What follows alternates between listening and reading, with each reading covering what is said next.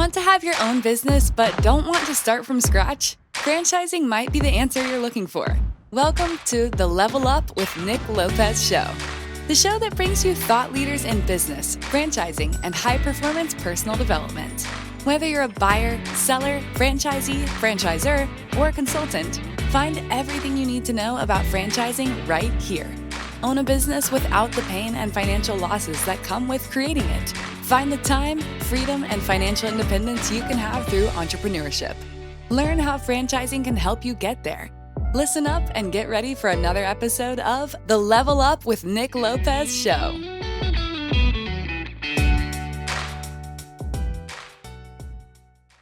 Welcome to the Level Up show with Nick Lopez, where we have the absolute pleasure of learning from thought leaders in business, franchising, and high-performance personal development. Today's guest most certainly goes without exception. He has been so instrumental in helping a couple national franchise companies establish national footprints. He routinely hosts Franchise Masters, a franchise show, and is a tremendous matchmaker as he is a franchise consultant with what is widely considered the top franchise consulting firm in franchise, Dru Carpenito. Welcome to the show. I don't think anybody has ever introed me like that before. Thank you for that gracious introduction. No, I'm glad to be here, man. Look forward to it. Absolutely. Thanks for being on, and it's well deserved. My goodness, I was looking forward to diving into your journey and helping our audience really level up through your experience and your career in franchising. You know, so many people have these assumptions about franchising and frankly don't even really know what franchising is or really what it's all about. And no one necessarily raises their hand and says, oh, I'm getting into franchising. Most people assume that franchising is strictly, McDonald's or Burger King, and don't necessarily understand the value and the power behind what it truly is to be in business with other business owners, and through that partnership, deliver value, some service or product to the marketplace on a national level. It's just such an exciting industry, and it's really taken off and hit some incredible heights over the past decade and is showing no signs of slowing down. And so my point is, Dru, most people don't raise their hand and say, I'm getting into franchising. So I'm curious, how did franchising find you? Yeah, well said. It definitely found me. So I went to work for a company straight out of grad school called AdvantaClean, which was a disaster restoration company. So, water damage cleanup, mold remediation, air duct cleaning. It was a regional company at the time and had this really, amazing founder, Jeff Dudan. And a couple months after I joined, Jeff pushed the button on franchise expansion. And I did not go to grad school for franchising. And when he announced it, I had all the misconceptions and stereotypes that most people do, and I was like, "What the heck is this franchise thing?" And he's like, "Basically, here, Dru, here's the deal. We're taking the company in a new direction. What you do is probably not going to be needed much longer. So you can either stick around and we're going to figure out this franchising thing together, or go get a job at the banks," which is what everybody does in Charlotte, North Carolina, which is where I live. So I think I was 24 at the time, had no kids, I had a dog. He's a cool dude. I was like, all right, man, I'll stick around. What's the plan? He's like, I don't really know. We're going to figure it out. And I was like, all right, well, that sounds cool. So that was it, man. That was how I got into it. And, we franchised AdvantaClean with the team that had been with the company for a long time, which we didn't bring any, consultants in or anything like that. We had, some weird attorney, helping draw up the documents and stuff like that. But took a couple years. But Jeff had a vision, and the vision was to, at the time, like leverage a lot of technology and create this this value add system to the franchise owners through a centralized call center and an internet-based operating system, which, this is back in like 2004, 2005, right? So like this is before all this stuff kind of became commonplace in a lot of franchises nowadays. But, in the home service space, if you can answer the phone when the customer calls, like, and show up on time, you're kind of winning the game already. Right. So there were some cool angles to it. So we did, we were using salesforce.com back then. So we had a bunch of projects, that we worked on for a couple of years to kind of get the foundation in place, and then started a franchise really in 2006. And then it was a little bit of right place, right time, man. Then the world changed, in 2008, and the recession hit, and we didn't know it, but we were sitting there with one of the more recession resilient business models out there, with this disaster restoration business. And it's not sexy. You're cleaning up stuff that you don't want to clean up when bad things happen. But anyways, that was, that helped us kind of catch the tailwind that we needed to really take it national. So fast forward, and we took it national, and I was along for the ride. And so I did everything with Jeff and the team. We, I don't know, from recruiting franchisees to all kinds of stuff that we can talk about. But that's how I got into this racket. Oh my gosh. Yeah, no kidding. So talk about franchising finding you. It really pulled you in, and it sounds like an incredible opportunity that you just really didn't plan for. But here's this incredible individual in Jeff Dudan, founder of AdvantaClean, that is taking clearly a successful business in North Carolina, and seeing the value that's being given to clients there, and seeing the opportunity to do that in more markets. I love what you said. You said basically, hey, you're on board, or you go find a job with the banks. And what a change in events.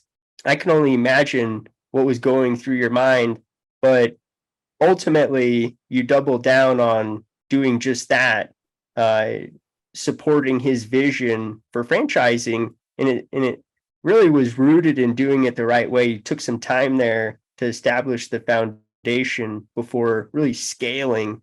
So what did your role, let's dive into that. What did your role look like?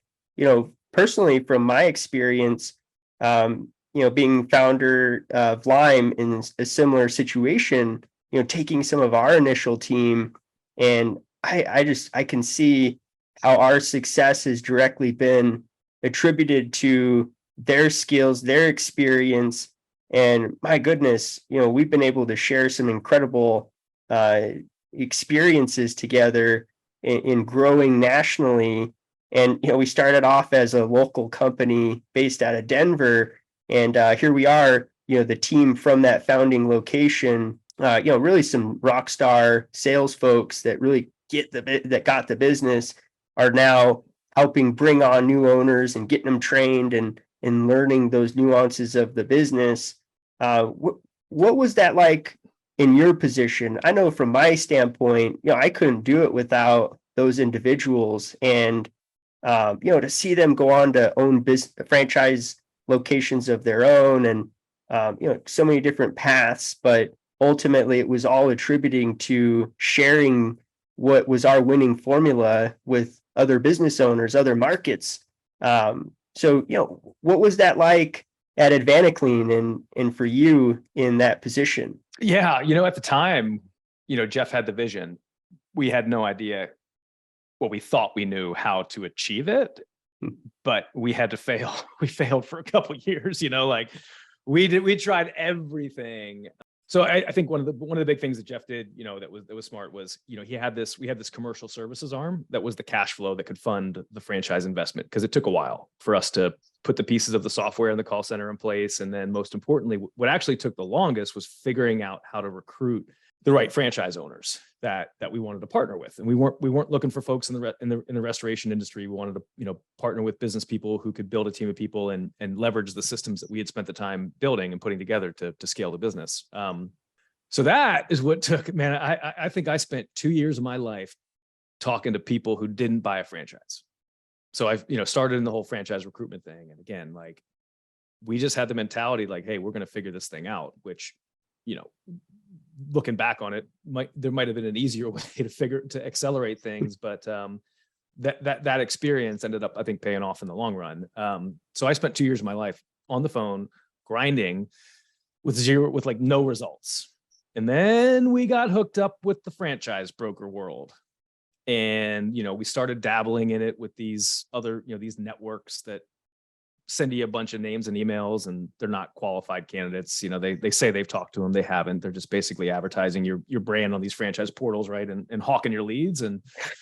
But then we started to get into like the inner circle of the franchise broker world. It was TES was the first one. Then it was FranNet. And we're always like, oh, FranChoice. We got to, these guys are going to kick our ass when, if we're not ready for it, because we were intimidated because, back then it was a different ball game. So, spent a bunch of years working through the secondary networks, and then TES helped us a lot.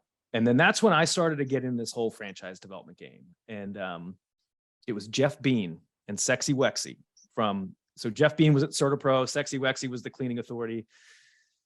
And I just asked him, I was like, dudes, how do you sell these freaking franchises? I cannot figure this thing out. And they told me, and they helped me. They coached me. They mentored me. And I was like, oh, wait, you have to have a process? I'm like, a process? Why don't you just, don't you just get on the phone and talk to people and be nice and invite them to come to Discovery Day when they're not ready? And, all this stuff, right? So funding, what? What? They have to figure out their own funding. So, anyways, by getting connected with guys that have been doing it for a long time, they were very open and being humble about it, and just asking for help and not being afraid about it. We started to piece it together, and, it just snowballed from there. And, it worked. We figured it out. And then, so it was the AdvantaClean was very broker heavy. Like that was where we recruited most of our franchise owners. And again, it was at the time, like we had this, we had an attractive value proposition, with this recession resistance, because the world was going through this big change, right? And the credit markets had frozen up, and we weren't a super, super expensive business at the time. So, a little bit was right place, right time, but we were able to capitalize on it. And by getting connected with the right people, that was it. Like it was the getting connected with the right people and asking the right questions and being willing to listen to what they actually said and then implement what they said was the single thing that changed the trajectory for me. Because Jeff gave me way too much responsibility at a young age. I don't think the textbooks would tell Jeff to do what he did. But we worked together on it extensively and figured it out. And then I kind of had a good run at AdvantaClean, and then I got tapped on the shoulder by Frankie Milner over at Tutor Doctor, which I can't tell you how many deals we lost to Tutor Doctor back in like that 2008, through 2012 run up, because Tutor Doctor was the darling, man. They were the hottest franchise in the country. And I watched it like from the trenches, and I was always like, God, like, how are they selling so many franchises? And because they had an attractive deal. And so, I was kind of like, run my gamut at AdvantaClean and was kind of ready for the next challenge. And Frank tapped me and he's like, hey, come over and do this. And I had no idea what I was getting into with Tutor Doctor. I was like, oh, you guys you're a hot franchise. I'm in, let's do this. Right. I think I just had kids, and, it was like probably, again, not like the most responsible decision I made, but Frank's like, yeah, hey, we need your help to sell 120 franchises a year. And we're going to hit the international market hard. And I'm like, dude, I don't know anything about international stuff. I'm just a honky from Delaware. And 120 franchises a month when you've been selling like 20 a year, once things kind of cooled off, I'm like, dude, that's a big jump. He's like, we're going to figure it out. And so that is when I got really deep into franchise lead generation and marketing. And so we, as we were expanding into different countries, what would work in one country would not work in the other in terms of getting in front of the right people. Like in the UK, the job boards worked really, really well. Trade shows worked really, really well. But in the US, like that stuff didn't work. So, so it was, I don't know, they gave me an unlimited budget, to do what I needed to do. And that was cool. So I got to test a lot of things. And that was our philosophy. It's like, hey, look, like we're willing to do anything, but you got to test it. You got to prove it. And if it works, we'll scale it. And so, we tried a lot of different things. And, I built a sales team over there, folks that were around the world. I had somebody in Costa Rica, the UK, South Africa, Australia, Canada, the US. And I never met any of these people in person. It was all through Skype. This is back in like 2014. So this is kind of before, everybody kind of transitioned to Zoom and stuff. But we did it, man. We figured it out. We were cranking. We got that thing humming. We were selling like 10 to 14 franchises not licenses, like net new franchise owners a month. And it was cool. Once we got the machine built, like it was fun. And that was beyond just the US market. That was a global franchise development. And you said 10 to 14 owners coming on board per month. Yeah. Yeah. Around the country. I mean, Tutor Doctor was this amazing business model, right? It's tutor matchmaking. So it's a home-based, low investment business that, basically we would work with parents to help them find the right tutor for their child. Mm-hmm. So we worked with kids of all ages, all subjects, any need. And, it had some legs, in terms of, for folks that wanted to get into it, either have like a good lifestyle friendly owner operator business. And there was some franchise owners that really scaled it. So I think when I joined, there was about 300 franchise owners around the world with Tutor Doctor. And when I left, there was like 600, and now there's like 700. It's a big organization. Yeah, that's incredible. You'd mentioned something that, you eventually had to settle in on what the right owner looks like, right? Versus just kind of figuring it out or talking to the wrong people. What are some of the nuances of, between AdvantaClean and Tutor Doctor? Obviously you came into Tutor Doctor, that was probably more so zeroed in on, but going back to that AdvantaClean experience, you were really figuring that out. What did that look like? Because that's so important, right? Understanding who exactly you are looking for and who is going to be successful within your franchise system. That is just as much an art as it is a science. What was some of your experience, and what was that like? Yeah, that is a very important question. I'll tell you, we didn't really know at the beginning. We thought we knew. We thought we kind of wanted owner operators. Guys that wanted to be in the truck and, do the work with a couple technicians, and, they can make really good money doing that. But then, we started to kind of realize like we had something more scalable there, and we shifted a bit to more of, folks in the corporate world that had sales, marketing, business development experience and some experience building a team, because to scale that business, you had to get out there and develop relationships. So it was like all B2B, with insurance agents, adjusters, HVAC companies, property management companies, like anybody and everybody that is in and around buildings. That's typically like where the transaction can happen, right? Like the plumber tells the homeowner to call AdvantaClean to come clean up the water because the plumbers don't do it. The homeowners don't know, right? Like they're just like, dude, my house just flooded.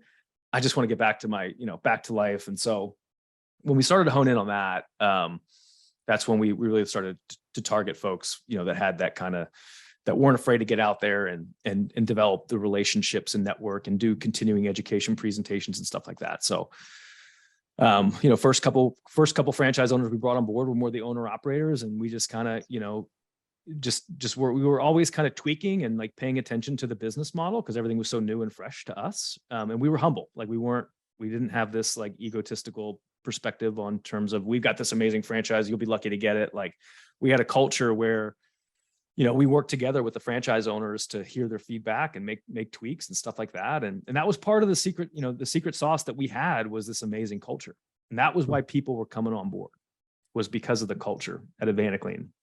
And everybody had been with the company for a long time. We had the depth, people trusted us. And we took care of the franchise owners. We over supported them. But the one thing we couldn't do for them was to go out there and get the business, right? Like they had to go develop those relationships. And we were candid with people, up front about like, hey, we have a plan. We'll help you implement the plan, but you got to go do this. And so I always remember like that. And that was never like the big objection. The big objection was, well, how do I hire people? Like that was the single biggest thing that would hold people back from moving forward. Well, I had gone to grad school for human resources and industrial organizational psychology. And that's what I was doing with the company before. So I had hired all these people in this company. And I was selling the franchises. And then one day I was just like, you know what, screw it, dude. I'll hire your first person. I'll tell you I'll help you hire your first person. I probably didn't say it like that. I probably, if I got brought before the the National Labor Review Board, I would probably have crossed that line of whatever. But I was like, dude, I'll help you. I've done this. It's not that complicated. We have a process. And I can tell pretty quickly if I think somebody is going to have the potential you want, and then you make the final decision. But that was the one thing that helped a lot of people get comfortable with coming on board, is that, we would spend a lot of time helping them find the right key lead technician at the beginning. Simple stuff, right? It's just like, when you start, it's just like the simple things that if you ask, like, hey man, what's holding you back from moving forward? And they tell you, figure out if you can, help them overcome it or not sometimes. Mm-hmm. Yeah, absolutely. For us, it was, figuring out that building proposals in a timely manner was a bottleneck, right? So we start doing proposal building and pricing in-house, and my gosh, from day one to where it's at now, total department technology built out and the systems around that, and every market's different, and from a pricing standpoint, but just a tremendous amount of support to help folks that are in the business, growing it, delivering the brand experience. They can plug away from that and simply just send a video, and within 24, 48 hours, it's there, right? And much like you, it's like recruiting is a big deal. So, we do very intimate support around recruiting subcontractors, right? So we run a subcontractor model, and our field support folks are going right into market, and we're leveraging partnerships with our national suppliers, and we're able to do that. From a recruiting standpoint, we're very much a high performance sales organization, and much like AdvantaClean, we have plenty of owner operators, but we also have these owners that are empire minded, empire builders. They're more corporate America, and join Lime to take advantage of the service and in the playbook, but are looking to scale. And so, building a sales team that goes out and establishes that business. Well, okay, well, how do I do that? A lot of our owners have had very successful careers in recruiting, but they've never recruited for this entry-level sales role for a high-end paint company. And so, what started out as, establishing the templates and correspondence is now all the way advanced to the point where, we're actually doing the screening and adjusting the ads and giving reports on those spends, and then doing group national calls and 10 questionnaires and personality tests. And each one of those have been layers of what you said, that due diligence as a franchise organization of understanding and tweaking, adjusting to the model and the needs of the owners with that feedback, right? Because it's more than just, hey, we need to grow, we need to award locations. It's no, we need staying power. We need sustainable owners that are here and understand the expectations for what's required. And it's not just 1 or 2 years, but it's 10 years. And we have a 10-year agreement.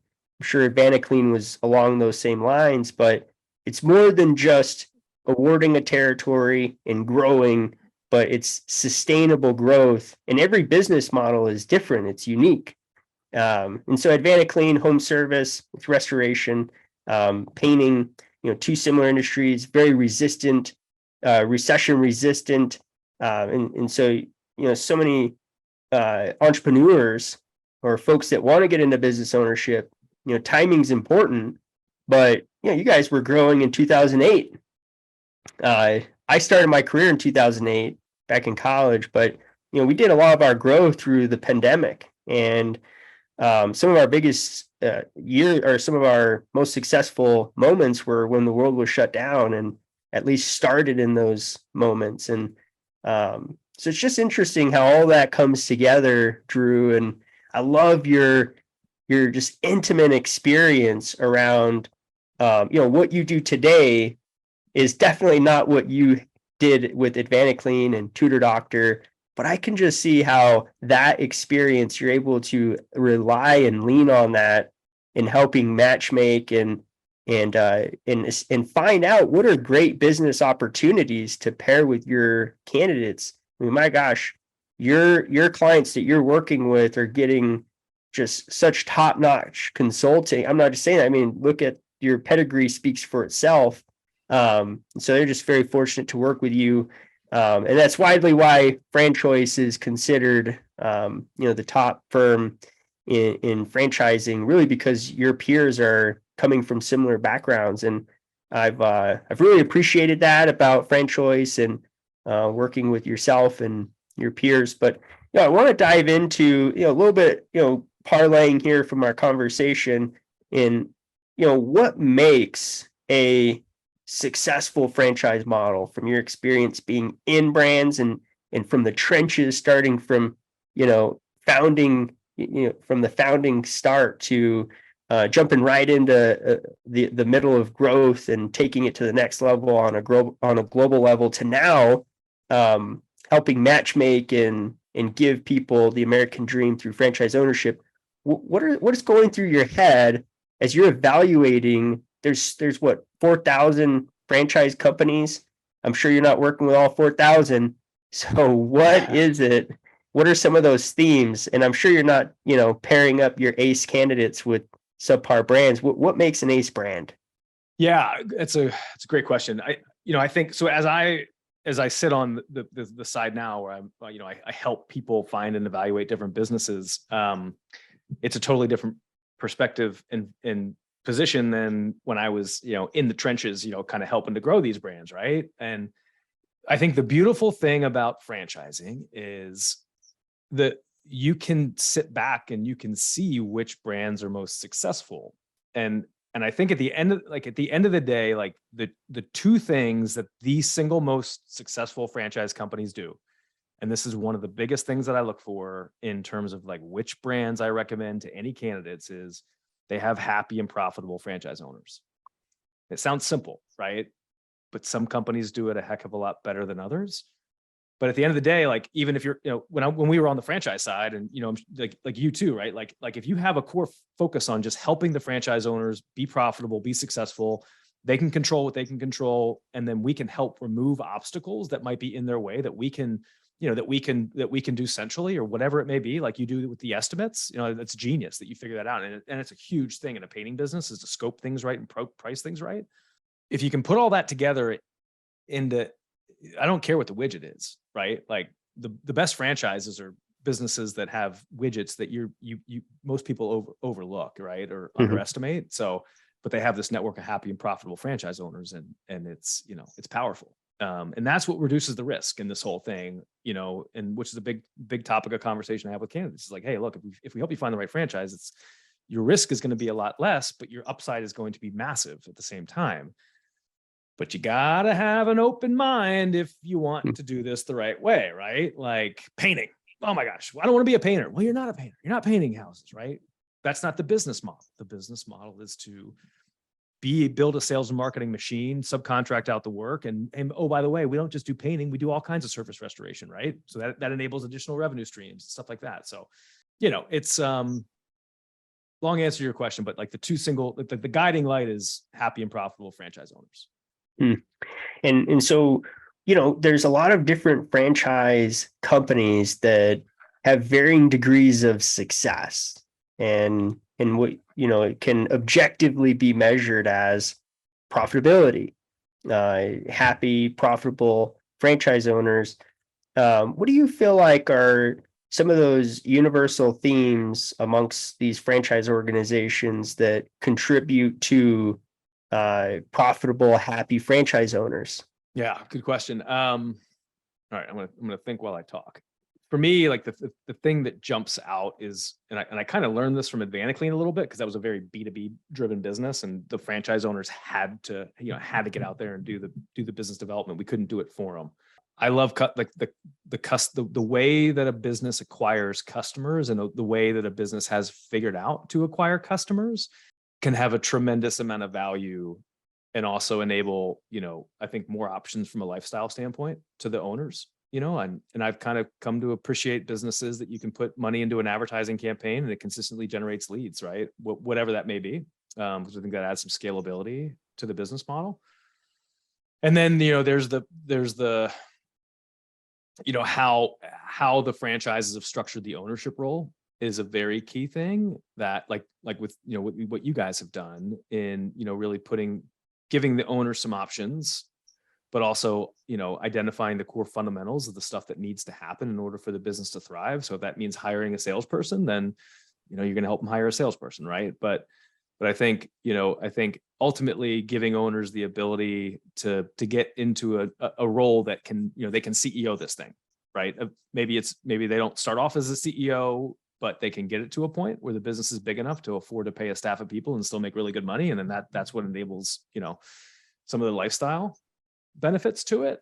And then, I think the best franchise companies have an amazing culture.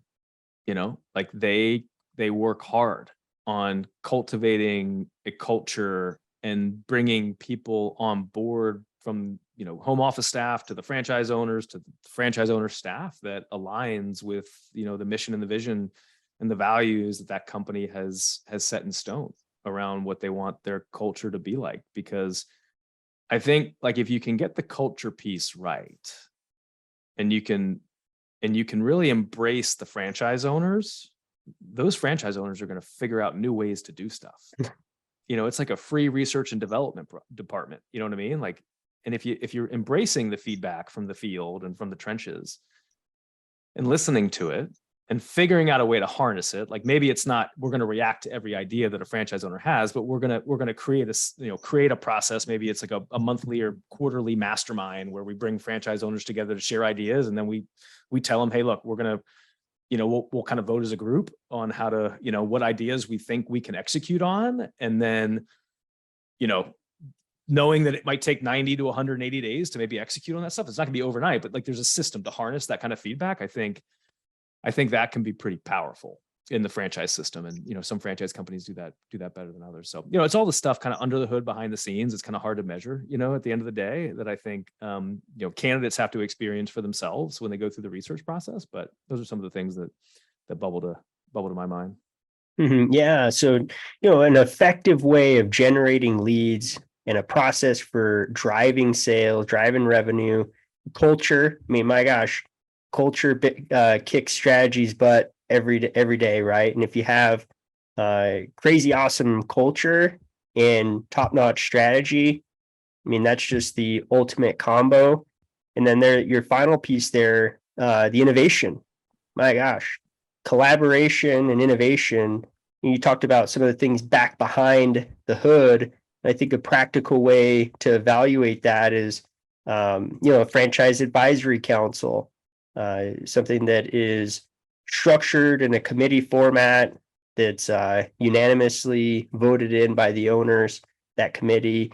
And, as the brand evolves and adjusts to the competitive landscape, the market, whether it's the economy or just changes in the industry, or just the business evolving and getting better, there constantly needs to be innovation. And if that innovation is just coming from the brand and not including the franchise owners, it's pretty silly, because those franchise owners are day in, day out, living, breathing, and delivering that brand experience. And so, yeah, some of that back behind the curtain, if you will, something like an FAC is most certainly going to give you an indication on, what makes for a successful company, and including owners in that innovation is paramount. Awesome. So, oh my gosh, generating leads, driving sales, crazy good culture, and an eye for innovation that includes the franchise owners. Drew, I mean, that's gold. Those are just words, but the reality of what those things mean are paramount. And clearly you've lived those things out. So appreciate your wisdom there in sharing that. And so nowadays, I want to transition a little bit. Nowadays, you're working with folks to step into business ownership, and you're evaluating, helping them evaluate this landscape of some of the things we just mentioned. So what are some tips that you would give to some of your clients around how to successfully go through the franchise discovery process? Yeah, that's where I spend most of my time. I tell people, I'm like, hey, me helping you find good brands to look at is the easy part. you doing the research is the hard part. Because it's more work than most people think.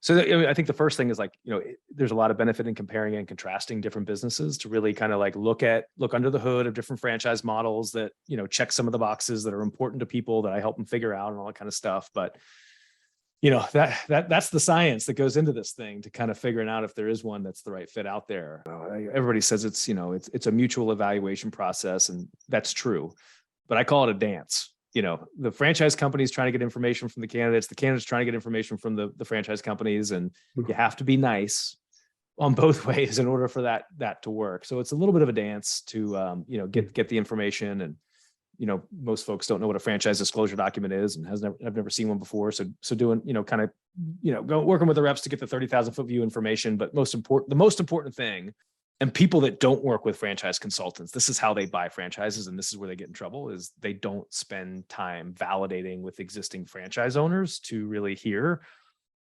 what it's like and how successful the franchise owners are of certain franchises. And that is where the great ones separate themselves, is they have a strong foundation of franchise owners that are, all around the country having success, and they're happy and profitable and all kinds of stuff. And there's consistency, among that, which is what you want to hear from the candidate's perspective.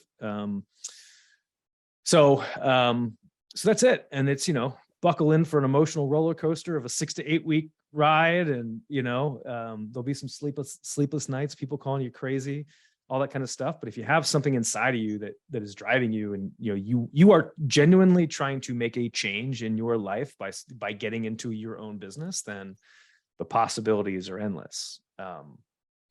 If you follow that simple process and put the work in, you can really reduce your risk and look and, find some amazing businesses that most people overlook.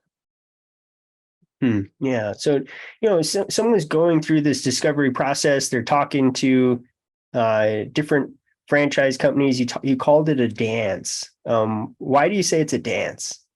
Maybe it's because I've been doing this for 17 years and I'm just tired of saying the same old stuff. Well,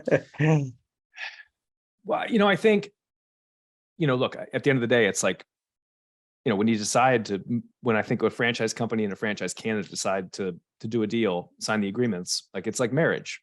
I mean, you're stuck with each other, whether for a long time, and it's got to be a good fit. So you got to get to know each other first, right?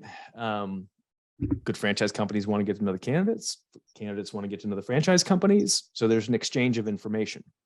And that's what I refer to as the dance. But if a candidate's being a dick and coming in with an entitled attitude and expecting this franchise company to bend over backwards and just, whatever, that's not how you dance with somebody. And if a franchise rep is being a cocky, arrogant dick and not treating the candidates with respect and respecting the level of decision that they're making, then that candidate's not gonna, that rep is gonna reflect on what the candidate thinks about that franchise company and won't spend the time getting to the validation to really hear what it's like. So, it's a two-way street. I'm a big advocate for franchise owners, massive advocate for franchise owners. That's kind of how I've always run from the times when I was on the corporate side to what I do today. And so I think franchise companies have a little bit of advantage over franchise candidates because they have more information, more experience, obviously. So I just try to help people figure out a way to, level the playing field as much as they can to gather the information so that they can make the best decision for them and their family. And, going through the process with a very, a very specific way with, a little bit of help from me to guide them through it, they can gather all the information they need to figure out if anything is the right fit.